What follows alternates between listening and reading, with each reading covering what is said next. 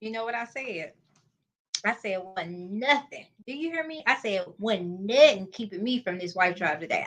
Listen, how are y'all doing? I miss y'all. How are y'all doing? I miss the tribe. So I didn't get a chance to go live last week. I just put one of our videos from YouTube. We have a whole catalog, y'all. So go ahead, the official wife tribe. Go ahead and subscribe, and you can go ahead and watch some videos, okay? And so I said I wasn't letting nothing keeping me from the tribe today. I said I'm going live today. All right. It's Tribe Tuesday. I'm in there. So hello, hello, hello. Wife Tribe World. I love y'all. I love y'all so, so, so, so much. And just to let you know too, that we have two pages now. Wife Tribe have two pages. So it's the official Wife Tribe inside the group. That's private, right? And so I have another page that's public. That's for everybody. That's for you and your husband. Okay. And so that is public. I want you to go ahead and tap on that page, like that page. And so this is going to be so good. I am so looking forward to sharing this info with you today. It's going to be so rewarding and so much value. I was just so excited when I was just making um, up the whole idea, putting it all together and putting it into the little screen thing. I can't even think of the name of it. The presentation. That's what it is. The presentation. I was excited about it. So, all right. Don't forget to share and really invite people over to Wife Tribe. All right. And so invite people inside the group. Go ahead and subscribe, like I said, just so you can just stay in the know. And so I'm just so excited to see you guys. And so let me go ahead and share my screen because this topic is near and dear to my heart. You know why? Because I've struggled. This is a personal one for me. All right. I know I ain't the only one. Don't try to leave me out there by myself like I'm the only one. Because I know I'm not. I'm not the only nagger in the world. Okay. All right. And so let me go ahead and share my screen. Oh my gosh. Please work for me today. Please work. Please work. Okay. Yes. Yes, yes, yes, yes. I tried to do this like 15 times today, y'all, and it didn't work. So God is good. I was able to go ahead and get that screen up. Let's go ahead and jump right into it. And so my name is Wife Coach Era. If you don't already know me, I am the founder of Wife Tribe. Okay. And I am a wife coach. I come in every Tuesday to just help bring, you know, value so you can have such a successful, loving, what other word did I want to use? A marriage that have longevity.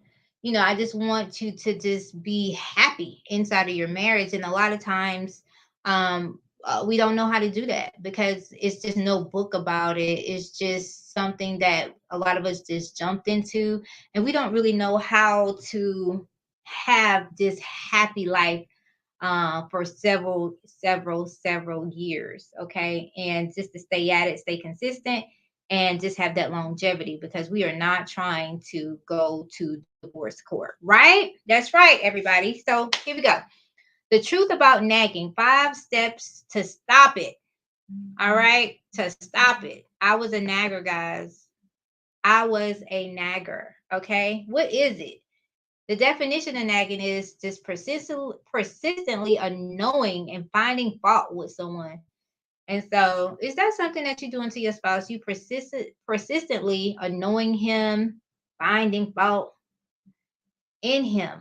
All right. Are you causing continual or reoccurring worry or anxiety? This one was the big one for me. This is what I was dealing with. I was doing this right here, guys. I was causing worry and stress um for my husband, guys. And I'm just being honest. And I had to just take a look at myself and say, girl, what is your problem? What is you doing? Why is you doing this to this man? This is horrible. All right. And so are you complaining all the time? It just ain't nothing right. You just like, okay, he give you $2 it ain't good enough. I want 20. So not literally, guys, but I'm just giving an example. Like you're just never you never have enough. All right. The truth is, most women nag their spouse. Let's just be honest. The truth is, most women nag their spouse. Let's start here. Many people who nag don't even realize they doing it, and that was my issue. I didn't even realize I was doing it until I was like told, "This is what you're doing." All right. It's good that communication is prevalent in marriages because sometimes you can be doing things and not even realizing this is who you truly are. They think that they are just trying to help. Oh my goodness. Oh my goodness. I thought I was trying to help y'all. The one nagging falsely assumes that they are changing the other's behavior, yet forgetting that God is the only one who can truly change another's heart. If I don't say anything else, I didn't say it enough. Listen to what I just said. The nagging, the one who's nagging, all right, they falsely assume that they are changing the other's behavior. You think that you can nag your man, your husband, into what you want them to be.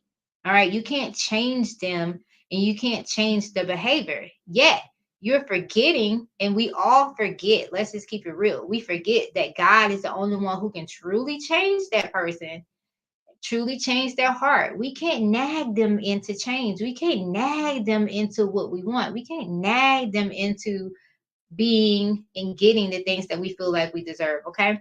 Nagging is not only a weakness of women, ooh, but men nag too. It goes both ways. So if this is something that's happening to you, and though it is normally talked about within the framework of a marriage, many parents struggle greatly with nagging their kids. Oh, that's a whole nother topic. All right. That's a whole nother topic. That kid and parent topic is just, whoo, we're going to get to that one day, but we're not going to get too deep into that. Often those that nag fight hard and strong. They're quick to voice opinions. They have a strong need to be heard, be in control, sincerely believe that their words are somehow benefiting the other person. Man, when I tell you this was me, I felt like my voice mattered and what I was saying is beneficial to you. Like you need this information to survive. I'm going to be the person that make you better. Oh my goodness. It's a form of control. Okay. And sometimes, for women that are strong, and they're leaders and they're a little bit more independent, we can struggle, what I'm saying, in this area a lot. So we have to really know how to dial back. All right. Because we can be so quick to just voice our opinions when we don't need to. Sometimes it's just better just to be quiet. They ain't asked you. Okay. You wasn't asked. So if you wasn't asked, if they didn't mention it, then you don't need to bring it up. All right. I think that's so good. Ooh, I want to go over that again. That was really good. So what we have to do is overcome our nagging by mastering our thoughts. All right. So this is the truth about it. This is 5 steps to stop doing this. All right. How do we overcome the nagging? We have to master our thoughts. We have to choose to admit that it's a problem. And so I had to take a look at myself, and I'm just like, look what I'm doing. I am just like destroying such a beautiful situation by just complaining and just always having something to say. All right. All right. So we have to choose to admit it's a problem. Stop pretending that this destructive pattern is just a personality. I am preaching today, y'all. I am preaching today. A lot of times, including, I'm going to speak for myself. And if any woman out there can relate, come on, double tap for me. So, a lot of times, the way that we are, we just kind of say, oh, it's just my personality. I've been like this. And you feel like you have a great personality and you don't think that what you're doing is destructive and you don't think that it's harmful. It is harmful and it may be destroying your home and your relationship with those who love you most. This is so, so, so, so good, guys. A quarrelsome wife is like the dripping of a leaky room in a rainstorm. Restraining her is like restraining the wind. of grasping oil with the hand. Go ahead and read that for yourself in Proverbs 27:15 through 16. Okay. We have to first admit that it's a problem. We have to stop pretending that, this pattern that we have is not destructive. And we're just kind of just saying, oh, it's just who I am. It's just my personality. It is very, very harmful for your marriage. And listen, I'm speaking from personal experience. I had just said, this is who I am, this is my personality. So it's like you take it or live it. I am anything that comes out this mouth is just amazing. Everything is a benefit to you. So what are you talking about? But at the same time, not understanding that how I was harmful. And just because that's your personality, and you think it's your personality, it doesn't necessarily mean that it's godly, and it doesn't mean that it's right. All right. And so let's move on. We have to master them thoughts now. Master them thoughts. Next, choose the right words. So we have to master that tongue. All right. So choose to speak life, choose to encourage, choose to voice concerns in a more healthy, honest way than with sarcastic words or constant reminders that tear another person down. Your husband don't need reminders, y'all. He don't need reminders of what he needs to be doing. He don't need reminders of what he's not doing. And he doesn't need reminders of who you think he should be. Period, point blank. That is just so simple. Only thing that we need to be doing is speaking life and encouraging. All right. And when we do it, we have to choose in a voice that is a healthy tone. And we're going to get to that in a little bit. But leave out the sarcasm, leave out the constant reminders. You give it to God and you let it go. Let God do the work because He's the ultimate fixer and He's the ultimate reminder. He doesn't need you to do that. And so if it's not working on your timeline, then that is between you and God. All right. Go to God with that timeline about what you want from him and what he need to be doing. Oh, this is just a lot. And so choose the right time. And so this is about mastering your emotions. Okay. Mastering your emotions. And this is all about getting this nagging under wraps, about really ridding yourself from this horrible trait that destroys marriages. I'm so serious. It destroys marriages, whether we believe it or not. All right. The small things, we think it's the big things. We think it's like finances. We think it's infidelity. We think those are the things that destroy marriages. What we're not realizing that the small things like this can definitely grow and fester and become so huge that it's just, unfixable. And, your spouse or yourself will be ready to walk away because nobody wants to basically give in and really kind of look at themselves in a mirror and change and do the inside work that they need to do in order to have a healthy marriage. So, anyway, mastering your emotions, all marriages and relationships will have matters to discuss, of course. The truth is that we don't always view things the same way. Very true. Sometimes we need to talk it through, find the best time for honest conversation that seeks to find healthy solutions to problems.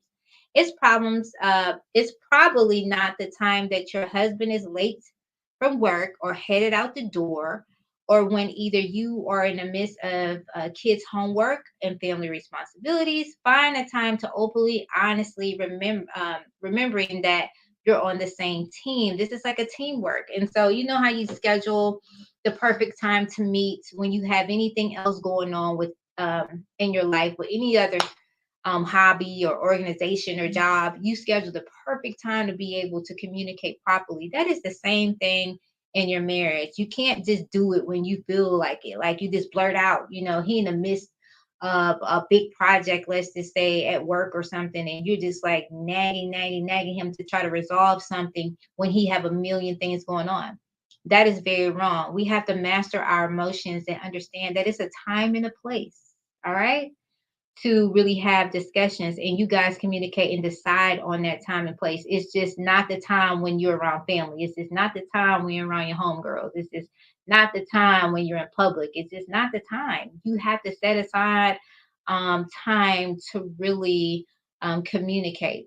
And when both of you are able to really focus on whatever the issues are at hand. All right. And so remember that you're on the same team. So like golden apples, set in silver is a word spoken at the right time. That's in Proverbs 25:11. All this is in the Bible. I'm not making this stuff up. All this is in the Bible, guys. All right, let's keep going. Choose the right attitude. You got to master that mind, okay? You got to choose love, choose to insinuate the positive rather than constantly focusing on the negative, because love covers all over a multitude of sin. All right.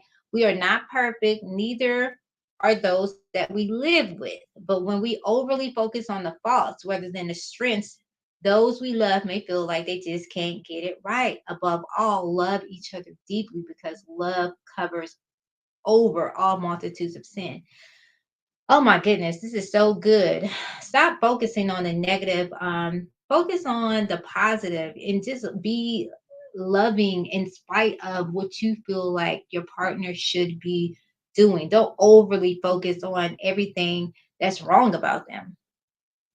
Oh, he's this and he's that. And then when you're having conversations with people, stop talking to people about what your spouse problems are, what you think his faults are. That's just not right. You just do not have conversations with people about your spouse, because when you are out there, your spouse is you and you are your spouse. So everything that come out your mouth, you're really saying that about yourself, because he represents you, you represent him. And so, why would you want to represent yourself negatively? And that's what you're doing when you do it to other people about your spouse. I hope I got that clear across. Okay. And so, you are him, he or you. So, what you saying to other people, you saying it about yourself. So, you're making yourself look bad. And when you're trying to talk about your spouse to other people. All right. Above all, just love each other deeply, because love will cover all the multitudes of sin. So whatever is going on, it doesn't matter. You love through it and you guys can work through it. All right. Choose the right body language and tone. Body language is everything. I'm telling you. You have to master that urge to just snap. You have to master that urge to just like be ready to, you know what I'm saying? Turn up, as we would say. I'm about to give him a piece of my mind and tell him how I really feel. I'm about to check him. You have to master that. We're not even supposed to have that attitude and feel like we can check our spouse, or we can just go at our spouse some any type of way, rolling the neck and saying all type of stuff. And, we just talking to them like they just anybody on the street. Because nagging can be condescending. It can breathe irritation toward the other that will immediately put the hearer on defense.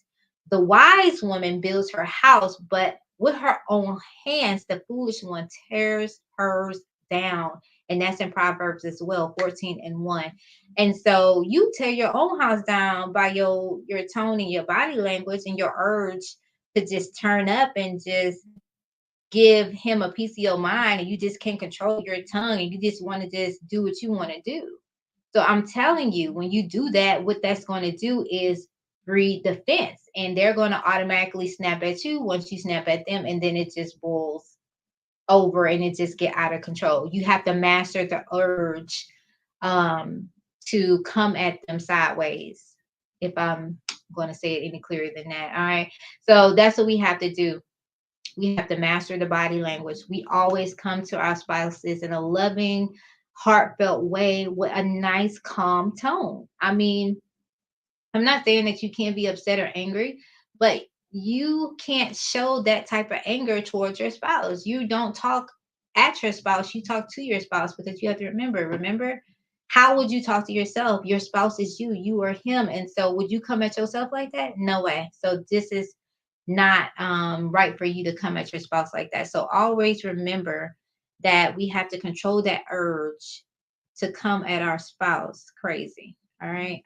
That's just not something that we do as godly women. All right. And so just for you to understand, the quarrelsome wife is like the constant dripping of a leaky roof. That's in Proverbs 19:13. And what I want you to understand from this is that a quarrelsome wife is like a constant dripping, meaning constant misery. All right. Constant negativity, constant arguing, constant unhappiness, constant criticism, that can come off as toxic. All right. And then what happens with a leaky roof? It eventually tears down because, the water, and it just get eroded and it just get damaged. And that's what happens when you just constantly nagging your husbands, okay? That's a good analogy. I want you guys to remember that. And so I want you to understand that men thrive in peaceful homes. All right. In a peaceful home, he feel appreciated, valued, respected, honored, fulfilled. He feel like he can go out and conquer the world. He feel like he's willing to fight for his marriage. You know, if he have a quarrelsome wife and you guys are having some other problems outside of not just that, he just might be like, look, I'm done with this foolishness. I'm not even dealing with that. On top of everything else that we're going through, she nags and she's disrespectful and she don't value me and she's not appreciating me. Her mouth, she can't tame it. You know, she's always telling me what I'm not. She's always complaining. I can't do anything right. It's never enough. And you know, they can just be so quick to just throw in a towel and not willing to fight for his marriage, you know. And so we have to understand that in order for our marriages to be successful and have that longevity, we have to have peaceful homes because that's where men thrive. All right. I hope I explained that great for you. And then if you're struggling with this, all right, what can you do?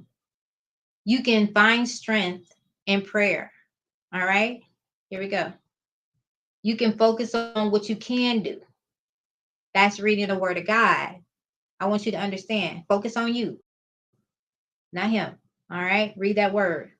Find your strength to endure what you need to endure in the process of God working on your marriage. Don't hesitate to get the help that you need. You have to find people in your life that you're able to trust, confide in. And so, you know, someone who knows the word of God and people that you can go to breathe life into you in your marriage. Okay. So don't ever hesitate to ask for help in that way. All right. Let's go here. And so we are at the end, guys. I just want to say one thing. There's two types of homes. It's one that has pure joy and one that has pure drudgery, meaning misery. So you have to make a decision on which one you want to create for your family. All right. And so contact me. I am Wife Coach Era. My email address is here. I'm at info@theofficialwifetribe.com. That's my direct telephone number to wife. If you want to contact me, you can call me directly. Also, don't forget about the website, theofficialwifetribe.com. You can go ahead and subscribe to the website to keep up with everything that we have going on here at Wife Tribe. And so, like I had said in the slide before, don't hesitate to ask for help. And that's why people are called to do kingdom work. And so definitely reach out to those people. Don't think that you're in this fight by yourself. You know, it's very important that you get around like-minded kingdom people who can help you succeed in marriage because it's just not an easy thing. I don't care what anybody tell you or how good it looks on social media for a lot of people. You know, it's a lot of work and understanding and sacrifice and dying to yourself on a day to day. And you might not know how to die to yourself on a daily day to day. That could be a struggle for you. And so that's why you have to not hesitate for help, and you have to find your strength in prayer, and you have to focus. And so if you need my assistance in any way, definitely reach out to me. I am here for you to help you have a successful, healthy, whole, and loving marriage. And so I hope, all right, I'm going to stop sharing. I think I stopped sharing. I hope that that was helpful for you. Oh, the lighting is, oh, goodness. Let me see. All right. And so I hope that was helpful for you guys. I really love this topic. I'm actually going to post this um maybe toward the end of next week. I'll have it up by the end of next week on the website so you can go and view it if you need to.